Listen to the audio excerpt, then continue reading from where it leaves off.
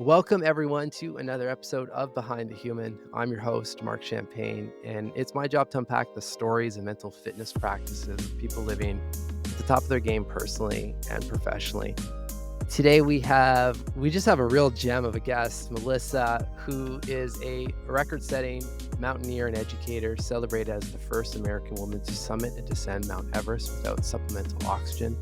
In her memoir, Enough, Climbing Toward a True Self on Mount Everest, which just published actually April 2025, she shares an unflinching account of her personal and professional journey, exploring the inner battles that paralleled her climbing or physical climbs. And she, just to borrow some words from a mutual friend and two-time guest of the show, Chase Jarvis, she is a badass. I've definitely picked that up in your conversations with Chase, and I'm just excited. Like, you've got a wicked personality, doing some really cool things in the world, and your energy, at least from what I can pick up on various interviews, is really lit up. So, Melissa, thank you for being on the show. Yeah, thanks for having me, Mark. I'm excited to chat and get into all of it. Let's do it. So before we do, everyone gets the same question, and that's to actually strip away the bios. And that is, well, depending on where you're at and what you've thought about, but I know you've thought about questions like this, just knowing doing some of the prep. But the question is, as we speak right now, strip away the titles. Who are you? I am a person who is Yeah. growing, learning, flawed, and also incredibly deserving. And I sort of see that as I am a mirror of you, whoever you are listening. Because I live in Yeah. this container of a person who is a high altitude mountaineer, a person who has climbed Everest. I also don't look like a person who you might imagine is a high altitude mountaineer or who has climbed Everest. If you're just listening, you don't know what I look like, but I'm a 5'3" small, petite woman. And that's generally not what the idea of a mountaineer conjures up.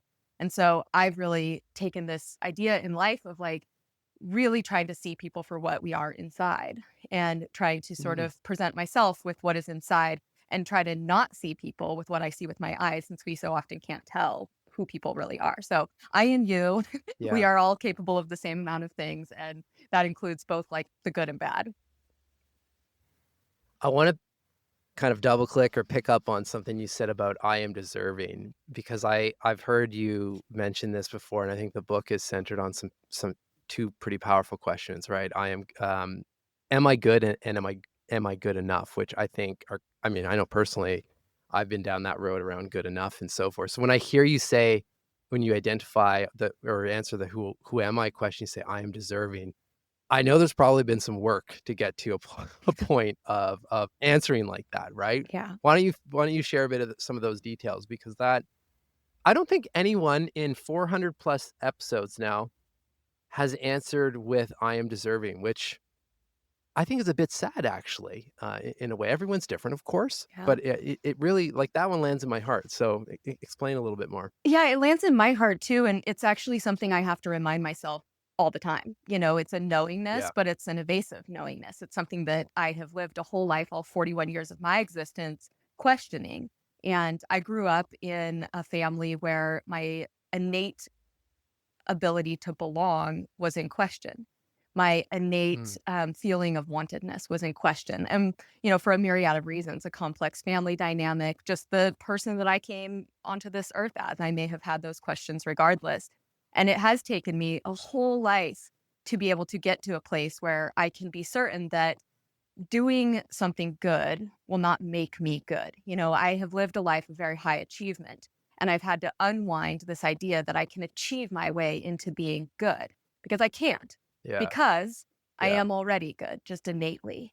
And it is also on the backside of that is unwinding this idea that we are people who are going to make mistakes. We are going to learn through those mistakes, I hope. And sometimes we're not going to learn. We're going to just, continue to do. And I don't like the whole, perfectly encapsulated idea of good and bad, but let's just say a bad thing, a mistake, a low Yeah. character choice.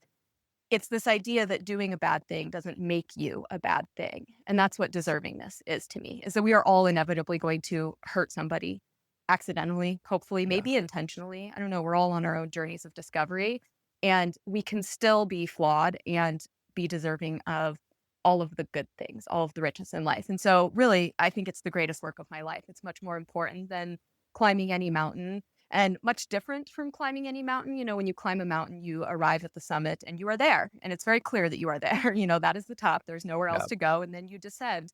And in this idea of healing ourselves and our finding and connecting with this knowingness of our own deserving, well, that's just a forever climb. There's no summit, sadly. And I'm a summit person, so I like a nice, Yeah, tidy yeah. structure to things. But it really is a forever journey. And yeah, one that I've really intensely embarked on over especially the last 10 years. How have you been able to forgive yourself over the years to kind of get to this point? Have there been any questions or tools or practices that have been particularly helpful for you? I think that one of the first and most perhaps unsatisfying things that I could say to anybody who is grappling with that question, and on some level, I guess we probably all are, considering how deep it might be for each of us, but it requires looking at the thing that Mm, needs the forgiveness. yeah. And that is contains such incredible discomfort for most of us because so often our mistakes are really wrapped up in shame. And shame we want to look away from. Shame we want to close the door, lock the Yeah. door, not look in, we want it to fix itself. We just want to walk away from it.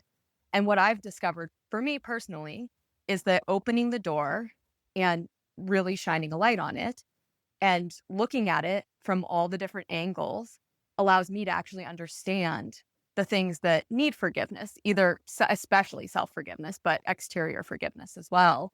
And once you give it some light and you look at it, you find out that it's often has no depth. It's a darkness, but it's Mm, almost like a two-dimensional darkness, shame is. And once you shine yeah. a light on it, you can kind of begin to see through it. And it doesn't mean that you don't have regret. Like I'm really cautious. I talk about in my book some of my own journey through making some low character choices and Yeah. making choices that harmed myself and harmed others. And I don't talk about them with any sense of it's not a big deal. It is a big deal and I can have regret, but I'm letting go of the shame and I'm embarking on that process, that continuous climb of self forgiveness, which just for me means looking at it closely and understanding it because it's a lot easier to forgive what we understand than it is to forgive what's hidden in a dark room that we never look at. Totally. So what are the do you have a particular tool, or is this, I mean, I haven't climbed any mountains to any, significant mention, let's say, but I mean, the only thing that sounds somewhat relatable is, mountain biking is a pretty big sport for me, and especially on longer rides. I mean, there comes a point where, like, the mind either starts to loop or you start thinking of things and then it becomes quiet, and, like, there's really interesting things that happen inside the head when you give it space, and to use your language, when you actually like, turn on the flashlight and shine some light on it, right? So, for you, like, is that when you're on a mountain, or is that early morning journaling? Like, what's been the tool or tools?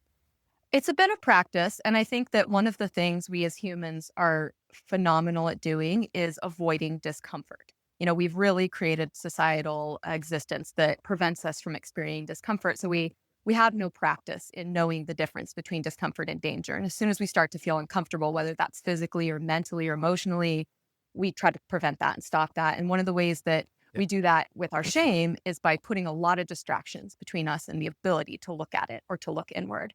And so, yes, quite simply, walking uphill slowly on a mountain where you have nothing else to do but just be. And it's really not, I mean, a lot of people think, oh, mountain climbers and Everest climbers, like an adrenaline sport. It's really not, unless something has gone horrifically wrong. It's a really slow, uphill walk in a really meditative Yeah. state where you have to be generally aware of the 360 degrees of nature around you and all the dynamic stimulation coming at you, but no artificial stimulation.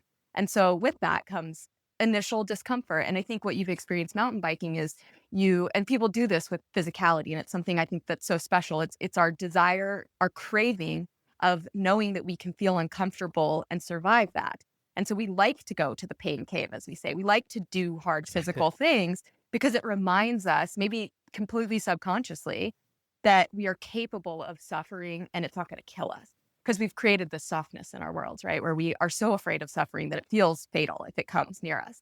So that's the first Yeah. part, is to engage with discomfort and have this little boost of confidence that discomfort's not going to kill you. And then when you know that physically, you can sort of start to open some spaciousness around that mental aspect where I now have no distractions. I'm not putting a phone between me and my shame and discomfort. I'm not putting, I'm so busy between me and my own discomfort. I'm not just distracting from dealing with myself. I have nothing else to do. I kind of have to go inward, and I have some time to, there's no urgency to it. It's going to take a lifetime to unpack all of the aspects of myself. It's going to take a lifetime of sort of wandering around all these different things and looking at them differently. And one of the practices very early on in my life, even when I was in a very, what I would consider a pretty unhealed state, just like a bleeding wound of a person existing or trying to, I would still go in and try to meet the things I discovered with curiosity and not judgment. And that's like a Mm. very lofty thing to say that I'm sure, somebody could just roll their eyes and be like, nice. Yeah. How do you do that? And I really do it like a petulant toddler. I just open my why mind all the time. And I just follow the why all the way down, and the why and the what if, and ask those questions, Yeah. especially when I'm uncomfortable mentally. I'll ask myself, well, what if what if that is true? And then what? And just keep going past the point of being able to have an answer. And then curiosity, I think I've really discovered, helps to create a space where the beginning of a seed of self forgiveness can start. So I love just hearing your perspective and hearing you share your story around this. It feels light or lighter. I mean, Yeah. and again, I mean, obviously, I don't know you super well, but it probably wasn't always light like that. You've obviously put in a lot of work, but just hearing like just the way that you're thinking about this around it's a never ending, journey and that's okay, Yeah. right? Like it's not just the one summit, it's up, down, it's the next like all of it, right? Yeah. And I think once we can accept that and really tune into the actual beauty of that journey, as cliche as that sounds, I mean, there's a reason it's repeated over and over again. It's not the destination, it's the journey. I mean, there's Yeah. actually there's some facts to that. Like, things just lighten, right? And colors and, like, contrasts and just, like, the vibrancy of life also just pops. Yeah, and I think if you are a person who is hearing this and it feels disconnected from your reality, it feels impossible. What I get these assumptions about me. People saying like, well, must be so difficult. Like are a successful athlete with a successful career, you run a guiding business, you're a, professional speaker. What's so hard that you have? What's that discomfort? Like Yeah. must be so challenging. Well, what I have tried to do with my book Enough is to completely deconstruct the notion that we know what is going on in the interior of people.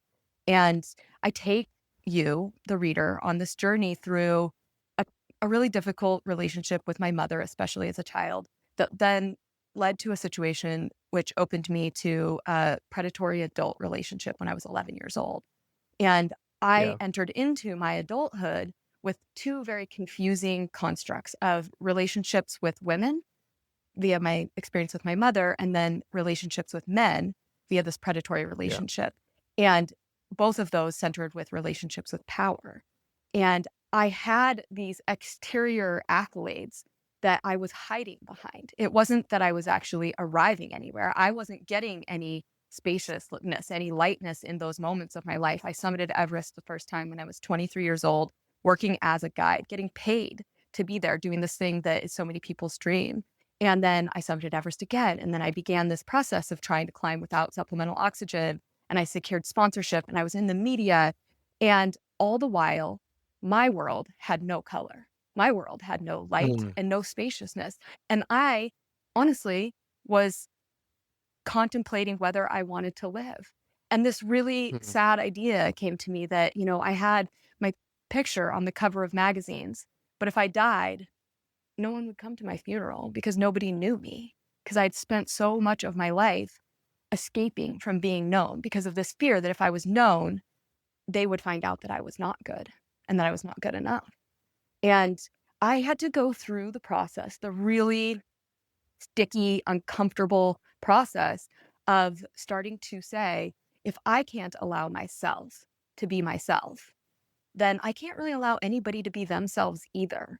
And that, as a Yeah. society, has gotten us into a situation where I think a lot of people are struggling because via, social media and sort of the highlight reel aspect of the world, we really are not getting to see people's full true selves. And, I mean, maybe thankfully, because it could be a lot to handle because we all have complicated stories with complicated twists. But personally, for me, I love the complicated. I love knowing about someone's flaws so that I can feel not better about my own flaws, but I can feel in community that like we all are human. Yeah. I don't know that we're here Yep. for the first time. I personally believe like Yeah. souls have different ages and experiences, but we're all doing this moment together with our conscious knowledge the first time. And we just have to give both each other and ourselves a whole ton of grace to be able to Yeah. make mistakes, admit those mistakes, and then grow. Because if we can't admit them, if we are living in a shroud of like, you must see discomfort as a gift, it's like, God, I had to go through so much to be able to see discomfort as a true gift and to accept that I'm there's no arrival. I had this thought just recently. I have very little kids, and I think so much of having very little kids is in getting through the phase you're in, right? Like, oh gosh, toddler, just this like need to Yeah. put on their own shoes phase, and then the messy eating phase, and the so on and so forth. And I had this It thought, never stops. no, it never stops. And when I had this Yeah. thought that like the thing I'm trying to like quote unquote get through is the thing I've Yeah. always wanted. I wanted this. So I true. wanted presence with my family. I wanted to see the wonder of little people becoming who they are in the world. And I don't want to get Yeah. through it. This is my life. Like I want to live it. And I'm not immune from wanting to like speed up this potty Oh, yeah. training phase or whatever. But I also like remind myself that all the time. This is what I want. There's no destination. Like there isn't. It is the journey. The journey is the journey. Yeah. Yeah. How old are your kids again? My daughter turned 7 this weekend, and Okay. my son is Okay. 2, and he's been 2 for 7,000 years. So if you have a 2-year-old, Yeah. you know Yeah. what I'm Yeah. saying. Yeah. Hmm. Well, we have a 3 and 3-year-old boy and then, a 9-year-old just turned 9 this week, Wow. actually, Yeah. or sorry, last week. But so we're around the Similar. same age as Yeah. well, so I totally get, where you're at, and I feel like for me, it's been just trying to remind myself that, like, even the small moments, like when, I'm on a chairlift with my 9-year-old or so, like, it probably won't be that long where, like, I'm not gonna be cool enough to be on the chairlift with him, and it's, go through his own little phase, so it's just the, like, reminding and those moments are great, it's more, when you're doing the dishes and trying to get kids to bed where Yeah. things fall apart, but, like, just reminding ourselves of those moments that, like, we won't always have these, and they as you know, they go fast and so forth, so it's just, like, catching ourselves Well, and in I that moment again, remember right? And as a child, I remember the feeling, it's my particular wound that I'm carrying, but I remember this feeling of being an annoyance, it being a burden, and having had no choice in had yeah, becoming that burden. I didn't get to choose to be born into the situation I was.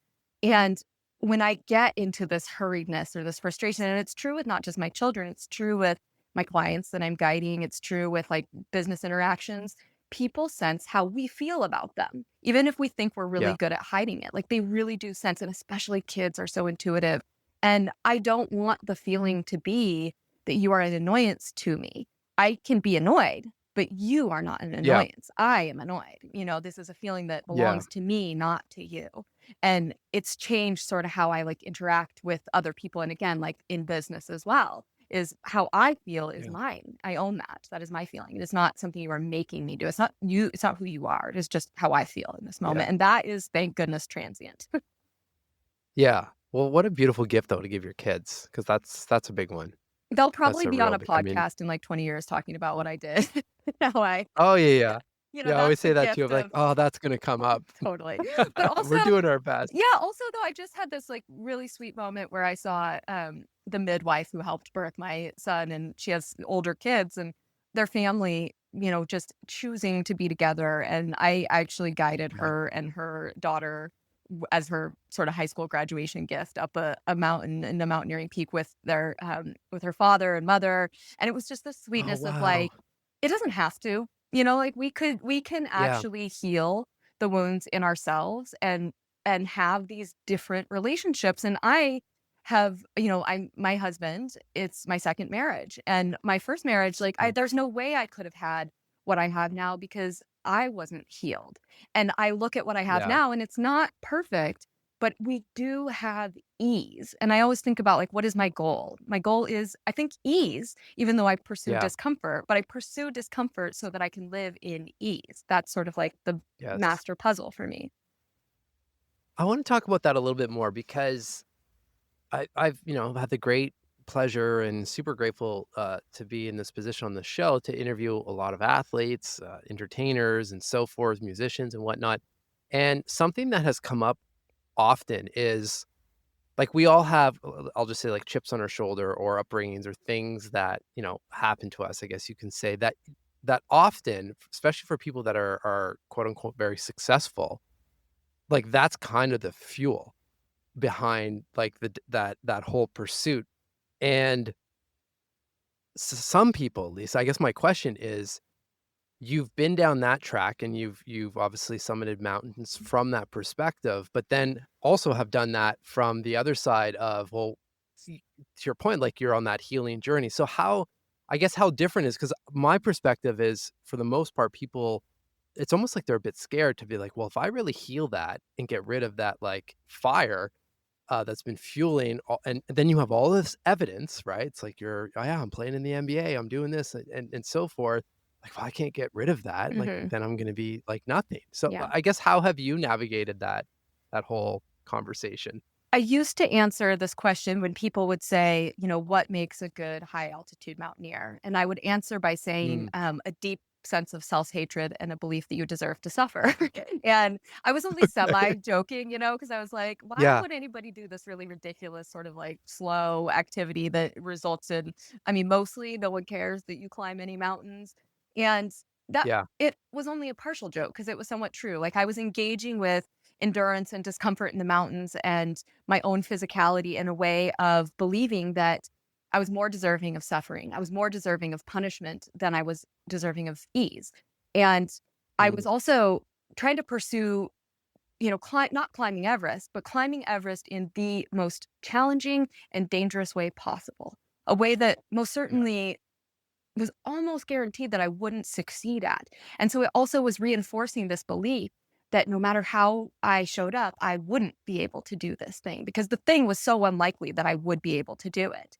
And yeah, I never had that thought of if I heal, then I won't have that fire or then I won't have that like self hatred to engage with. I had a different feeling and it sort of unfolded pretty naturally inside of me, which was this idea of what if I changed my motivations? What if I became really honest about my motivations? And even if you don't agree with my motivations, I just let that be okay.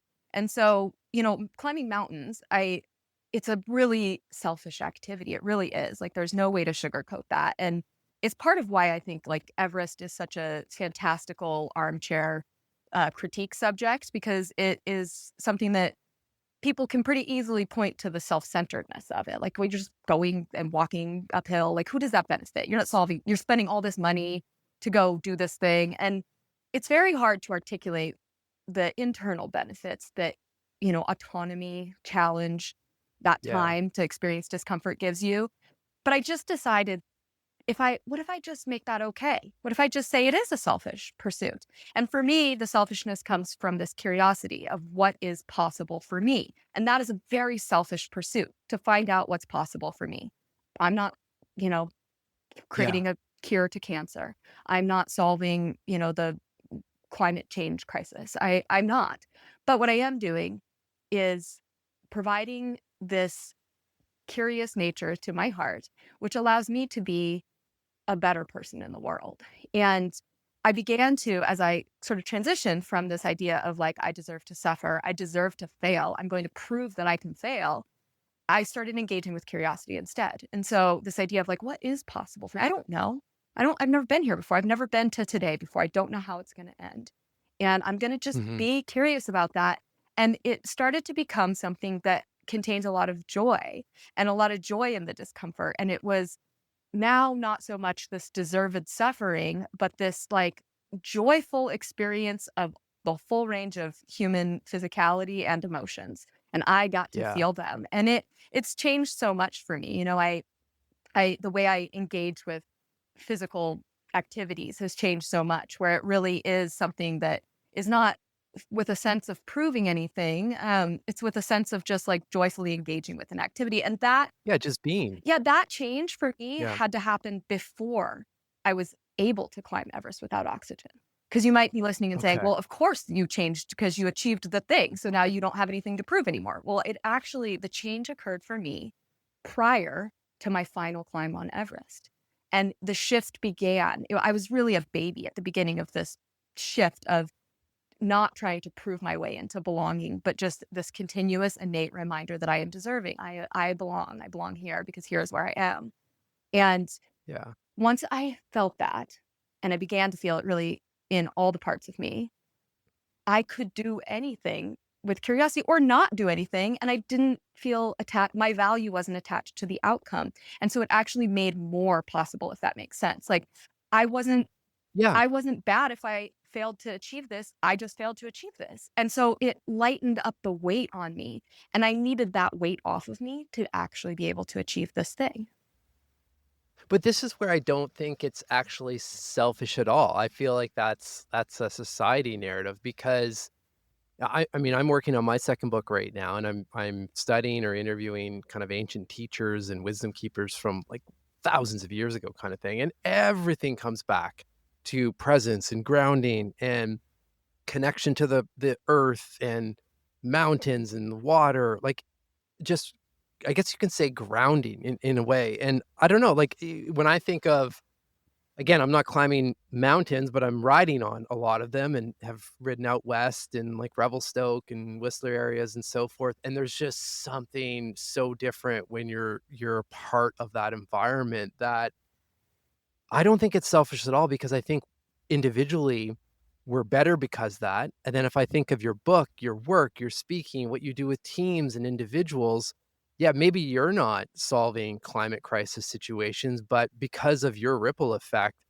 I wouldn't be surprised that there's someone on the other side of that that is thinking more clearly or feeling more aligned, and then now they're coming up with solutions like that. Yeah. And yeah, like, it's just society for some reason has, like, made this like, "Oh, it's so selfish," or "It's not productive," or all of this craziness, and I call bullshit on that. Well, I actually think that it goes back to this idea of deservingness, right? It's that if we're not Yeah, producing, we're not deserving. And I yeah, don't I don't feel conflicted about it. I don't like when people sort of accuse Everest climbers particularly, but just this idea of mountaineering is such a like worthless activity, or the mainstream ideas of like you're just polluting the mountain and exploiting local yeah, workers. And it's like that's a very uneducated and old archaic story that's not how it is at all anymore. But regardless of yeah. that, I don't, I could get really defensive of that for sure. But Sure. I also am like, it's okay, right? It's okay. Like my Mhm. point in this life is to just live it. That's it. It's just to live it. Yeah, And so is yours. And love that. we're gonna maybe do some exceptional things. Probably all of us are going to be exceptional in some moment of our lives. And that's amazing, but that's not the it. That really isn't the it. It's unsustainable. It's something you could chase it forever, but again, to chase exceptionality, you have to let go of deservingness. And I'm not really willing to let go of that deservingness. I know that living with this feeling of deservingness, and it's different from entitlement, to be clear, right? It's not that Yeah, yeah, I don't, it has no attachment to nothing I will ever do will change it. It's just innate and it's true for us all. And I have to believe that if we had happy people, and happiness is yes, a emotion that comes and goes, but it does the practice of happiness does lead to a life of joy.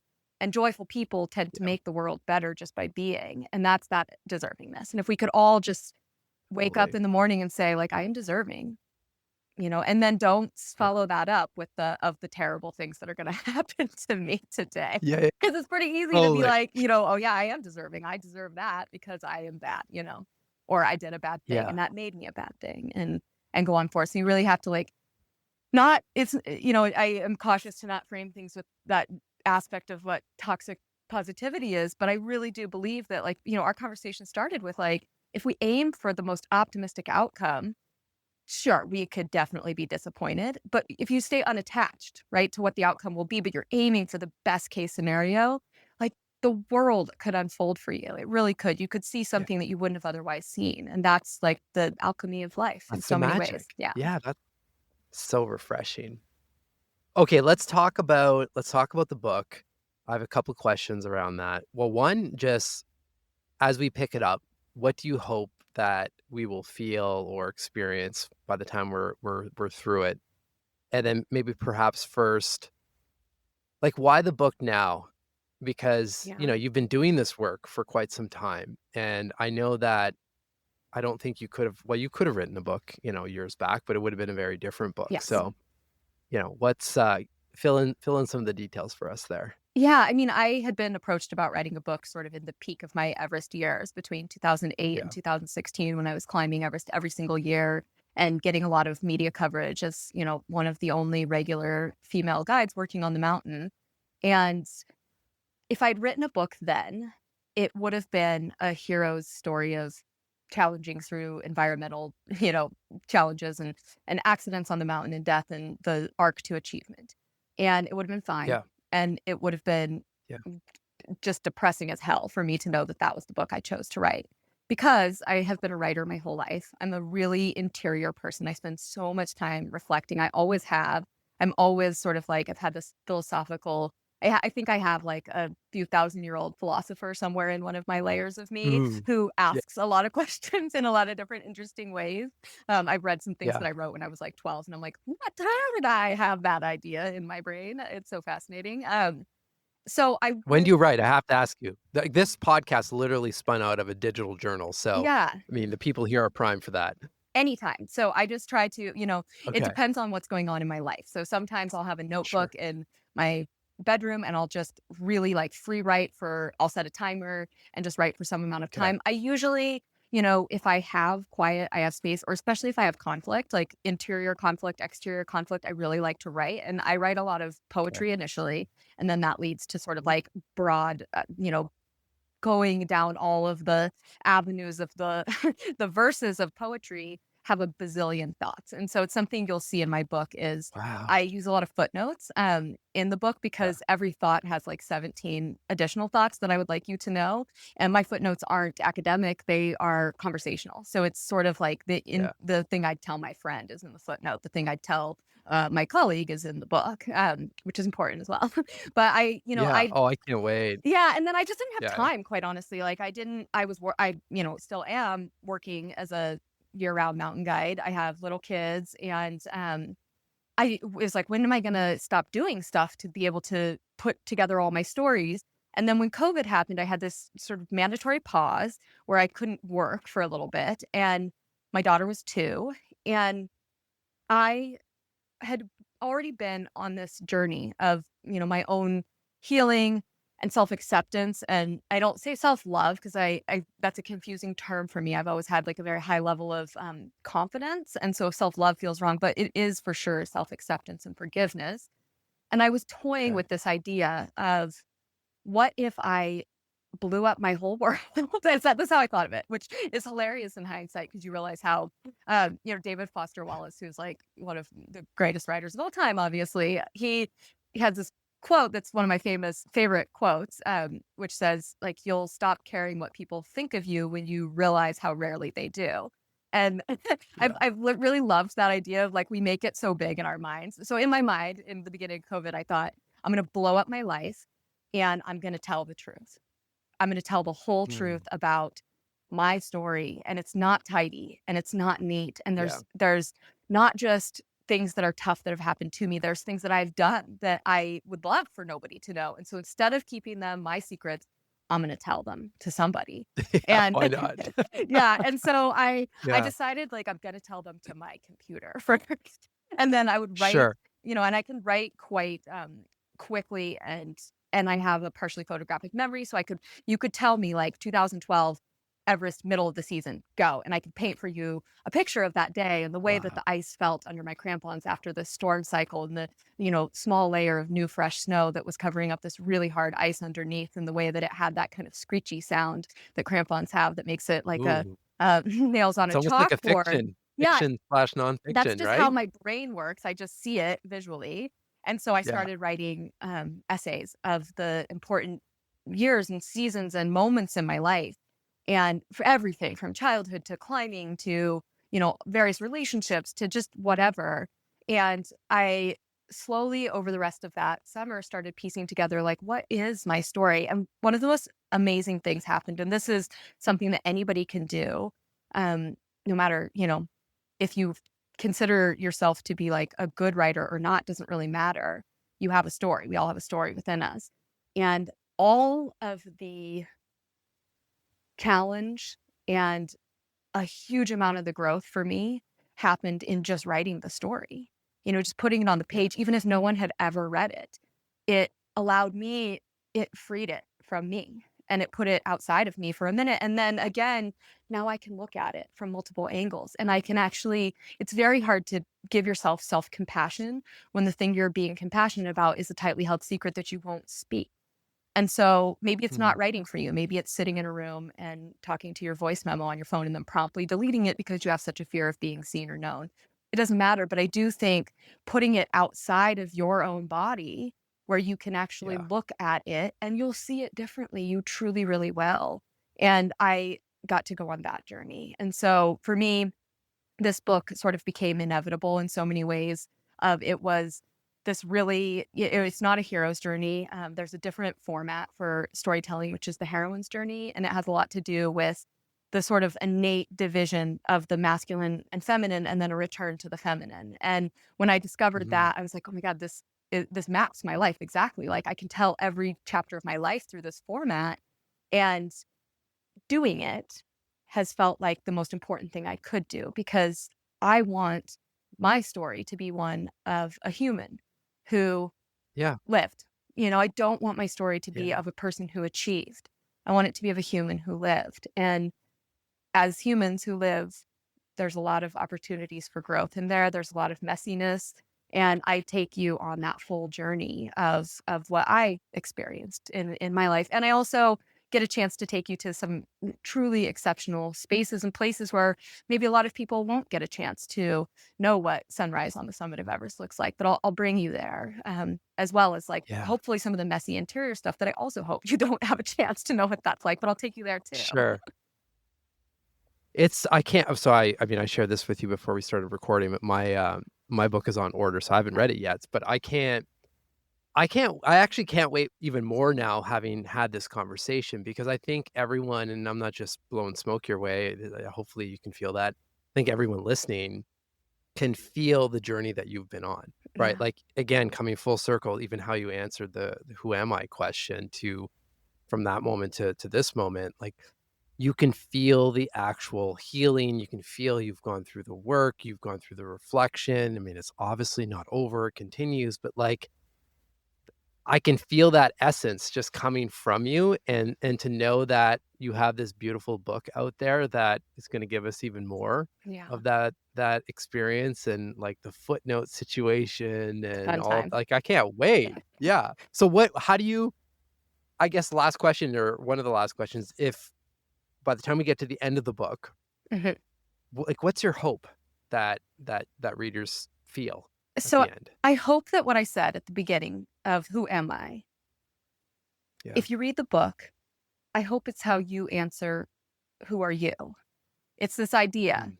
that I've attempted to reveal enough of my interior self without, you know, belaboring it to tell Yeah. you and give you permission, maybe on a very small Mm. scale right now, but on a maybe a bigger scale for somebody, or maybe the beginning of a practice that's truly life changing, to know that you can be flawed, you can make mistakes, and still be very deserving. And that is sort of the thesis of my life in so many ways. We are going to have things that will happen to us that we cannot control. We will do things that we can control that we will look back at with, regret or, um, I regret is not a bad word to me. I feel like regret is really important because it hopefully means we've learned something, but we Yeah. can You're still very honest with yourself is what I'm picking up. Yeah, I think I had to be, honestly, because I, um, I spent so long in my life, I mean, most of my life, I spent running away from being seen, not just by you, but by Yeah. myself. I thought that if I see who I really am, I will hate her so much that I will kill her.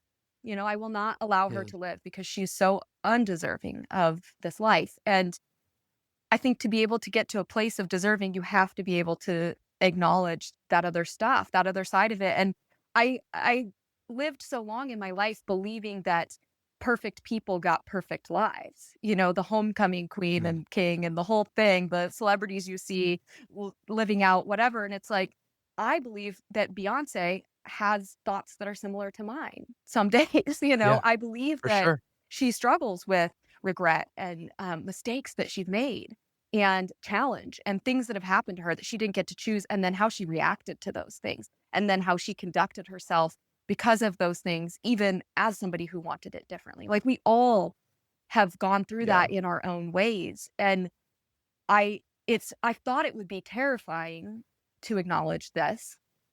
And it's ended up being like the most wildly liberating experience that I could have never imagined how liberating it would feel to be able to admit the ways in which I Yeah. am flawed. And, it's not a confessional. I'll say that. Like, it's not every mistake I've ever made is chronicled in, chronological order from the date of birth onward, because God forbid, we don't have enough time for that. There's not even enough footnotes for that, probably. But it is, a catalog of important moments and choices and reactions and actions. And we all have those. We all have those that have Mhm. defined and made up our life. And I just I encountered, and this is in the book is really rooted in, like, the tactile, the things that are real, the things you can feel, these really visceral experiences. And then near the end of the book, I have this really crazy experience where I'm in a monastery in Tibet, and a painting of a manifestation of Buddha starts to talk to me. And it really kind of Oh, comes out of wow. nowhere because it's been, we're really rooted in the, like, actual for most of the book. And it was so profound, and I didn't, it's uncomfortable. You have to read the chapter to understand, and kind of the whole goings on of what happened with this. But I came to find out that this painting, this manifestation of Buddha, and I'm not Buddhist. I interact with it with a huge level of curiosity from a cultural aspect and a historical aspect and Mm. a beautiful spiritual aspect. But I'm not Buddhist specifically. But I found out that this iteration of the Buddha is called the Green Tara, and the Green Tara is the mother of liberation. And there's a belief that if you know about the Green Tara, which is everybody listening now, it's you now, Mark, that there's a Yeah. reason for that. And that you need some Yeah. form of liberation as well. And every Buddha, in the belief, every Buddha's job is to alleviate human suffering in some specific way. And the mother of liberation is a female Buddha, which is a pretty rare iteration of a Buddha. And she was a princess in Nepal that was reincarnated as a bodhisattva. And her whole mission is to liberate you. And it's just been Mm. this incredible thing that experience was profound. But then the experience of the book has been like the true liberation, the experience of sharing my true self, flaws and all, and being okay with people having a negative opinion of that. I'm okay with it. Not everybody's gonna Yeah. be able to get through my book and have anything nice to say to me, and that's okay because I've chased approval for a huge amount of my Yeah. life, and it was unsatisfying. And I'm not doing that anymore. I'm really, again, waking up and reminding myself that I'm deserving even with my flaws, and so are you. And that is the world I want to live in. You are such a refreshing human. I feel so grateful that our paths have crossed and you're able to come on the show, and, I don't Thank know, you. something's telling me this is not the last conversation we're gonna have, Yeah, I hope not. which I hope that's yeah, I hope that's not the case. My last question for you, if you had to pick one word to describe, and maybe I already know what the word is given what you just said, but if you had to pick one word to describe your next chapter, in life? Like what word would you use to describe it? Mm. I mean, it's maybe perhaps because I can't ever not be having my marketing brain on, but I do think that this chapter of my life is embodied by enough. And enough for me Mm, is it means so much. It's yeah, such a beautiful word. It means so much individually and as a collective. And for me, enough is this idea that I have done enough. I've also had enough. I've put up with so much that I'm not doing anymore.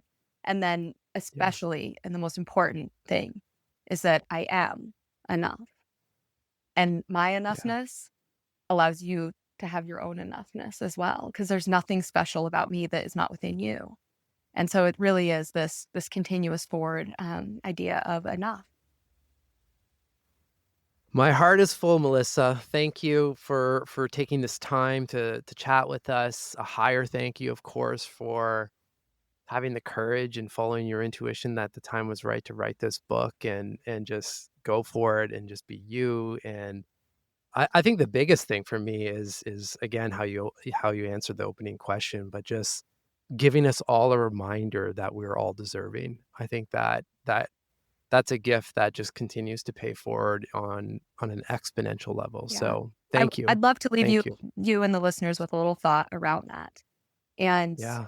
I I talked about it with this idea of curiosity, as being this different approach to how do you get to this place of self-forgiveness. And so if you are hearing this idea of deservingness and that you are enough or that you are deserving and it doesn't feel true, I want you to engage with curiosity about that and really follow it just wherever it goes, even if it starts to feel icky and not good. Just why not?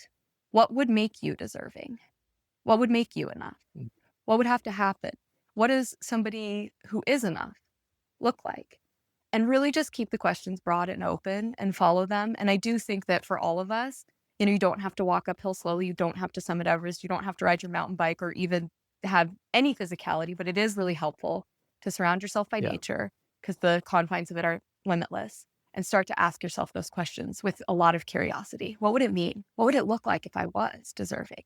And what would I have to do to get there? And I think you'll find out that that answer is probably incredibly personal and also hugely universal for us all. Amazing. Well, this audience is always primed for great questions, and those are top level. So thank you. Thank you for the time. Yes, I love this chat and I hope it's not the end. I hope we get to do more.